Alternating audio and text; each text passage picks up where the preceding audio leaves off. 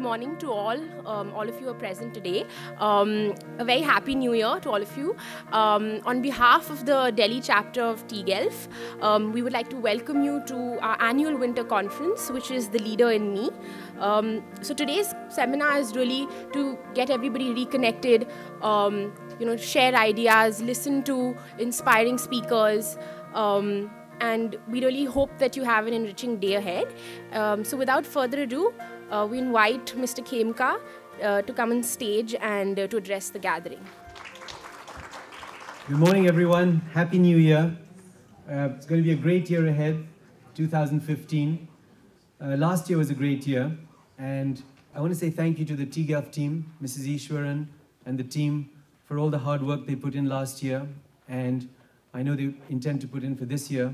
Last year, really, we accomplished a lot of things, which many of you may not know about, but I just want to highlight some of those things. The first was that at the end of last year, we were recognized by Wharton. Wharton has an annual conference, a global conference called Reimagining Education, and we were recognized. We got the highest prize as tGELF for that event, and we got the prize for Outstanding Contribution to Education on the Planet. Ms. Ishwaran received it, and I'm really proud. And it's really the team's work and all the work you have done. So I think it's something we should do. The second thing is we were recognized by the World Economic Forum at Davos. They were so impressed by the work we're doing at tGELF and the work all of you are doing, and this concept of collective action amongst young people to do social impact activities, to change the world in some positive way, that they decided to honor us by electing someone from the foundation, and by chance it was me, because I think Mrs. Ishwaran was too busy, for the Global Agenda Council on Education. They selected 20 people. They had 180 nominees, including the president of Harvard, the president of MIT, and all kinds of other luminaries, but they elected someone from tGELF to be part of the Global Agenda Council on Education. And that Council on Education will now work to create a global Silicon Valley for education on the planet. And we're going to be involved in that in a very deep way. So it's a very exciting project. We'll talk a bit more about that this afternoon. For those of you who are interested, there'll be a chance to work to get involved in that idea. So those are some of the things I wanted to mention. It's going to be a really fun day. I think I wanted to finally thank the Delhi chapter for an amazing job. They really organized this on their own. We've had very little input, so we're all here as participants and going to enjoy the rest of the day. I just want to leave you with a fact that I learned at the Global Agenda Council meeting I attended in Dubai a couple of months ago. Someone mentioned to me that there are 2.4 million NGOs in India, 2.4 million. But of those 2.4 million NGOs, only 2,000 have more than $100,000 of annual spend. So what that tells you is a huge amount of energy being spent on doing lots and lots of little things. That energy needs to be collected to work together so there's enough resource behind that human energy. How do we do that? And that's the challenge of us in a microcosm that we need to do on the planet at a macro level. And so that's the challenge ahead. So I now want to hand over. Welcome, everyone, and it's really good to have you all. I'm with you all day. And if any of you want to spend a little time with me on your individual issues, I'm happy to do that as well. But let's spend the day together now in a constructive way. And I'm really looking forward to it. And again, thank you to the Delhi chapter. I think they've done a great job. So. Morning, everyone. I have to confess I'm terribly nervous today. One is because I'm talking to a bunch of young people who are so impressionable. The second one is I have this suspicion that I'll be working for you one day. And you'll have to fire me for what I have to say today. I did not plan my career to be like this, but it's been a lot of fun. When I was growing up in West Delhi, my apartment was above a map-making factory, which, by the way, is an amazing place as a kid. Because this guy used to make these large maps. He was actually building up his entire glue, and I learned how to make homemade glue by him. And as I was getting in this, the factory next door was actually a guy with a lathe machine, and I did not know what a lathe machine was then. Now I actually do know what a lathe machine is, and I ogle over those as you would probably over a car. I love those things, and when I was growing up with those things, it was very clear to me that I wanted to become an engineer, and that's something I really did enjoy. I still love being an engineer, and I would always say that engineering is one of the best things that we've done. But when I actually moved into my education, one of the biggest problems that I faced was I had a professor who was teaching me calculus, and he was teaching me matrices, and he was teaching me, electromagnetic theory. And I had no bloody idea of what the hell does it actually mean for real life. So I asked those questions. And more often than not, I was told to stand outside the class with my hands up. And it was really a problem. But I really had this, this desire that whatever I learn in schools, whatever I learn has to somehow link with what the human needs are. That's where multidisciplinarity of learning became a huge thing for me. I did my PhD working with blind individuals. I was supposed to develop assistive devices for blind individuals, and this was back in 2006. We actually developed these glasses for blind individuals which had a little camera right here in the middle, and they would actually sense an object lying in front of them, and then we made these special gloves by which they could actually feel that object in their hand. So they could, there could be a cup lying right here, and they could actually feel that there's a cup here, and they could also tell that the cup actually had water in it, and if so, how much water did it have. It was an amazing project, right? But the most amazing part of this was the role that cognitive psychology played in informing me on how to build this device. It wasn't just engineering applications or hardware. It was actually the fact that I was able to look beyond my own domain of study and then take courses in cognitive psychology. I took courses in sociology. So you have to understand to link what you're learning in school and learning in colleges with how will this benefit humanity and everything you do. I don't care if you're learning sociology, technology, whatever you're learning, literature, it will all in the end contribute towards better human condition. That's what I believe we are all here for, right? You are leaders. You will actually go ahead and do your things and do your battles by yourself. But there is an element of the fact that you have to nurture your personal life. So that's my spiel. Hope you guys continue to learn, to grow, to learn how to focus, and become the leaders that you're destined to be. As I said, I'm deeply honored. I've stood in front of, prime ministers and given speeches, and I've never been this nervous. So thank you for tolerating me. Thank you. A very good morning to you all. Let me start with my story. When I was a small child, I was very short in height. And I was not very good at running fast. My writing was bad. I was not getting good marks at school. And I could not catch a ball well. I could not hit a ball well. And children were fighting with each other that we don't want Naveen in our team. So that would have happened to quite a few of us, I suppose. So the thing is, it leads to a kind of frustration. Now, frustration, I feel, is a very positive energy. Unless you get frustrated in your life, you will not take decisions. It's good that you get frustrated, and that pushes you out of your comfort zone. So I'll just conclude with one small lesson, and that lesson is that, when I was in the army and you start with the training of a soldier, and we were cleaning the rifles, our weapon training instructor told us one thing: if you cannot clean your rifle properly, you cannot become a good general. If you cannot become a good soldier, you cannot become a good general. So the difference between a leader and an ordinary man, you all say Dhoni is a good leader, you all say Modi is a good leader, but you realize something, that how much compromises or how much sacrifices he has to do for being a leader, because he cannot laugh when he wants to. The team may take it lightly at that time. He cannot crack a joke when he wants to. He cannot behave just any way he wants to. He has to have complete control over himself. Then only he can be a good leader also. And the difference between an officer and a soldier, the soldier just has to pick his weapon and fight. Just get charged and fight. But the officer has to keep his calm. Maybe the enemy is trapping you by running away and you chase them. They may surround you and kill you. So an officer always has to keep his calm. He cannot get carried away. So that's the difference between a leader and a worker. That the leader cannot afford to get carried away under any circumstance. He should know and be in control all the time. Good morning to all of you. As Dia was telling you, I've had a baby a couple of days ago. So I've been very busy. I was trying to get away, but she didn't let me get away. So that's already leadership. The first thing about leadership is perseverance, determination. This is following your dreams. And I think, this is one example. In my brief introduction, which I believe needs a lot of cleaning up, I didn't realize they had this out there on the internet. I need to have it cleaned up. But the things you missed out in that brief introduction was that I used to be a sports person. I used to play basketball I played for UP in the national games. I had represented India in the shooting. A lot of things which require a lot of work, a lot of effort and hard work and determination. None of it comes easy.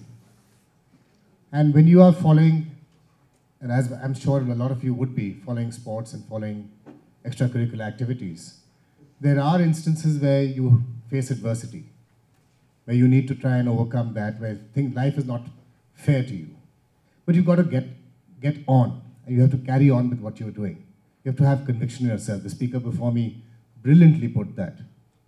You really have to have conviction in what you do, belief in what you do, to be able to surmount the obstacles that you will find coming in your path.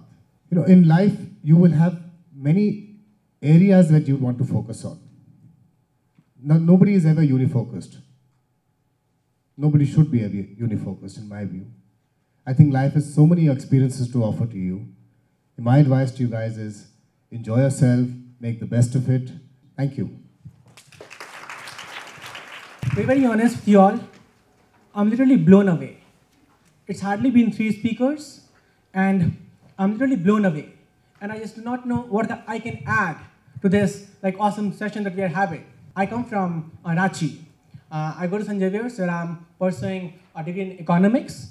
And just to add a bit more to the information she shared, last year I was honored by the US government in California. And when I was being honored, they told me that I happen to be one of the youngest Indians to have won this laurel, And it was last year itself that UN Secretary General, the head for UN Secretary General, he appointed me to work on 2015 MDG goals. I'm not sharing these achievements just to sound good or to just make an impression, but I want to compare 2 bigger pictures. I want to compare where do I come from, what my background is, and how easy or tough has this been? How easy or tough has this been achieving everything that I have? Well, I don't call this an achievement. Taking you 10 years back, I'm 19 for now. I was born and brought up in one of the most, rural, least developed village of India. My father, being a farmer, couldn't afford the cost of education. For more than half of my life, I never went to any school. It was 11 that when I actually started going to a school in the city. Resources eluded me, money scorned me, and if there has been any one thing that has got me to here, it has been my dreams. It has been my passion. I've made, in this journey, what I think is I've made several compromises with my life, but I've never made even a single compromise with my dream. And I believe that is something which has got me here. Now, a couple of years back, Rockefeller Foundation, they listed dexterity among one of the 100 most innovative enterprises of 21st century that works in the field of education. What actually inspired me to join was my own background, was my own story. I strongly believed that if a normal kid from a normal village can come to city, can go to city and strive for his or work hard for his dreams and be a story of hope or say inspiration, why can't other kids be? A few months back, just say 4 to 5 months back, I started a non-profit of my own called Eugenius International. The objective of Eugenius is very simple, but it's very complicated. It's education for all. I want to create a platform where we can actually assemble all these resources, and we can unite the entire world for a common cause, and that is education for all. I think as global citizens, this is the least that we can do. I'm very impressed by positively influenced by the work that tGELF has been doing this far. But what I strongly believe is that social sector, or say the non-profit sector, it is yet to have its own Microsoft, it is yet to have its own Google. The day we are able to create the first Microsoft, or say the Google of the social sector, or the non-profit, I believe, and I strongly believe this thing, that will actually start making changes that we, as global citizens. Hello. Hi. Okay, sorry. So whoever doesn't know me, my name is Neil Madhav. I have a show on NETV Good Times. It's basically, I'm a magician. I like to call myself a mentalist. So what a mentalist is he's a psychological illusionist. He basically screws around with your head. He reads your mind. He hypnotizes you. He influences you. He does pretty much whatever you can. He basically manipulates your brain, okay? Rushing through my story, I was in the Doon school, go Dosco. And so basically, magic started over there, and we guys have this thing called toy time, which is like study time at 7 o'clock when you do your homework and everything. And this was when I was in class 11. I used to go down to the study rooms, and all these juniors used to be there. So I used to gather all of them, and I used to do magic with them. And everyone was like, "Whoa, man, how do you do that?" So it felt nice, and that's when I was like, this is something that I enjoy doing. So I would do it. And at that time, it was just a hobby. And then I went to Boston. I met this gentleman called Jason Randall. So I was like honored. So I went up to him and I'm like, "Sir, can you please teach me something?" So he gave me a few books. They were like 700 pages. Very expensive books. Magic is very expensive. And so I went on to the first page, and I had a deck of cards, and I just started, going step by step. And I just got so involved that I used to spend around 5 to 6 hours just every single day, and I didn't even get to know. So that's how it started, and then I got to know I'm pretty good at it, so I continued. And one more thing, so basically when I was in school, I started learning the sitar. Then I picked up on the piano. Then I picked up on the guitar. Okay, so now I know how to play 3 instruments. Okay, I used to play football. I used to play basketball. I used to play cricket, hockey. What else? Athletics. Sometimes plays and all. So all of this helps. And even after school, after college. During college, my college used to end at around 9 o'clock.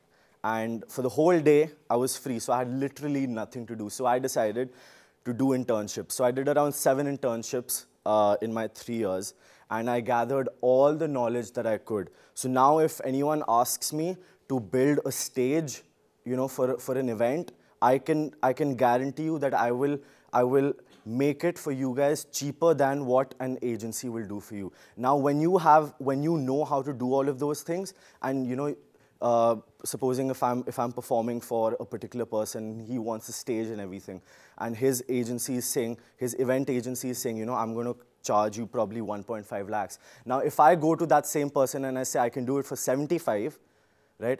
I will be called the next time. So all of these small things that you learn all through, it's like I've just been a sponge all through these 3 years. I do seem like I don't care and all of that, but andar hi andar I'm like killing myself, sacrificing all the clubbing nights and everything. So that's very important. You guys should know what to sacrifice, what not to sacrifice. And if you guys are really wanting to do what you guys love, I'm not going to motivate you into, points about, how to get motivated. You guys know exactly what you guys are going to do. And if you guys love it enough, you guys will reach wherever you guys need to reach. Okay, sorry. That's it. And now I will show you something. If you had to name a card that suits you best, what would it be? Queen of Hearts. Queen of Hearts? No way. Queen of Hearts.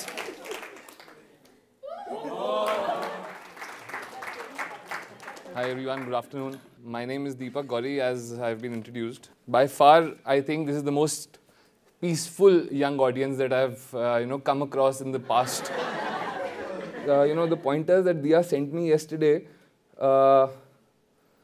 had something to do with leadership, of what I think of leadership. We read a lot about leadership in books, all kinds of leadership, different types of leadership, whether it be transformational leadership or position leadership or, leadership by power, etc., etc. But for me, leadership is one thing that constantly changes. The definition changes, your experience of leadership changes. For me, as a police officer, as a part of the government, leadership really means 4 to 5 things. One, I certainly believe, is courage. You must have courage. In whatever profession you are, you must have the courage to face whatever you're confronted with. Secondly, I think it's the ability to take a stand. I think that's what most civil servants are hired for, and that's something that we should be doing. Thirdly, I think it's very important to look after your men, your employees, people who work with you. It's very important to stand with them. For example, you might think that officers of the Indian Police Service, live in their ivory towers and stuff. But it's very, it's very evident from what you see on the streets of Delhi, or for that matter, anywhere in India. If you go out onto the street, you will see IPS officers standing shoulder to shoulder with their men. It's very important, because if you run away, if you back off, no one will be standing. They'll all just scatter. So it's very important to stand with your men and to also protect them if something happens. It's extremely important to stand with your men on and off the field. That, I think, is what leadership means to me right now.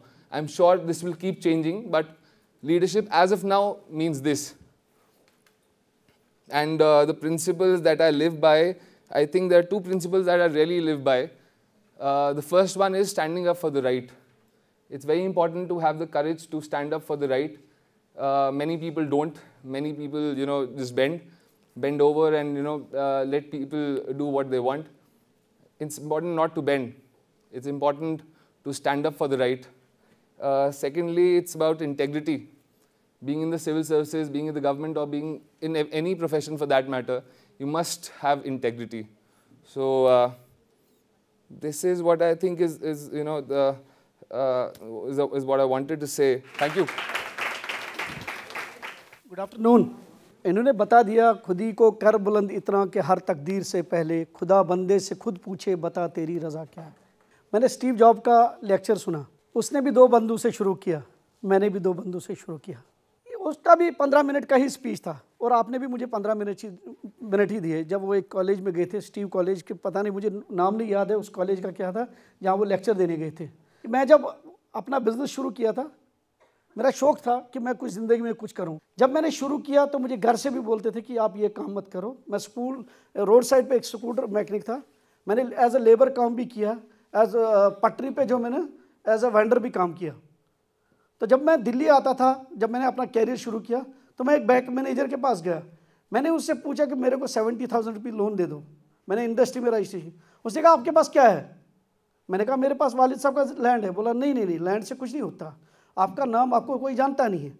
तो मुझे वहाँ से एक pitch हो गया कि मुझे कुछ करना है, मुझे अपने माँ बाप का नाम रोशन करना है। तो मुझे एक स्टेज तक पहुँचना है जहाँ मुझे बैंक वाले खुद कहेंगे कि आप लोन ले लो हमसे। देन मैं गया फिर दूसरे बैंक में, उन्होंने मुझे 1 लाख रुपये दिया। 1 लाख पे मैंने पहुँचाते मेरे 1 लाख, फिर 2 लाख, फिर 8 लाख, फिर 10 लाख। जब मेरा 10 लाख हो गया, वही बैंक जो बैंक मुझे 75,000 नहीं दे रहा था, उन्होंने कहा कि हम आपको 8 लाख नहीं 24 लाख देंगे। अल्हम्दुलिल्लाह मैं वहाँ पहुँच गया जो मैंने सोचा नहीं था। आज बैंक का मेरे साथ जो है 4 करोड़ का जो है 4 करोड़ मेरे पास उनका लोन है और मैं 30 करोड़ तक बिज़नेस करता हूँ भी, और विद 200 एम्प्लॉइज़। मैंने जो सीखा, जो मैं फर्स्ट लेटर मैंने लिखी थी यूएन को, वो मैंने ऐसे नहीं लिखी थी, मैंने किससे पूछ के नहीं लिखी थी, मैंने गूगल का यूज़ किया। और मेरे को एंटरप्रेन्योर स्पेलिंग याद नहीं थी, मैं गूगल में करता था ENT तो एंटरप्रेन्योर खुद ब खुद आ जाता, यही पेस्ट करके मैं आगे बढ़ा। Last year I was with Indian business delegation Turkey, मैं लीड कर रहा था वहाँ पर। मगर सवाल ये है कि हमें क्या जिम्मेदारी है, बस वही मुझे कहना है कि हर एक आदमी को जिम्मेदार बनना है। और मैं आपको मन्ना डे का एक थोड़ा सा बताऊं, अपने लिए जिए तो क्या जिए, कि जिए दिल ज़माने के लिए, बाज़ार से ज़माने के कुछ भी ना हम खरीदेंगे, अपनी खुशी बेच के लोगों के गम खरीदेंगे। Thank you very much. Thank you so much. So my familiarity with the stage was originally as a dancer, and one of the big things we had to do was cover the stage. So you'll find me walking from here to there, because that's how we were graded, is stage coverage. So you'll have to kind of deal with me moving around. I hope that's all right. The second thing I wanted to share was, I was very excited about the last two speakers particularly, not that the first two weren't great, but when I walked into the room, I felt rather old. And I looked around and I saw even more younger faces. So it was both great to see so many young people interested in leadership, but then also realize how old I am. But then I saw the last two speakers and I was very happy. Someone as old as I am, so it was great. And so thank you so much for having me here today. What I was hoping to do is actually share with you 3 things in leadership that I found rather useful. And Mr. Khemka, you mentioned ethical leadership, which was one of the big things that, in heading Swaniti, I've had to particularly deal with. There are 3 big things which I realized in my relatively short tenure as a leader, which are particularly powerful. One of the biggest things that I realized was that you have to do what you love.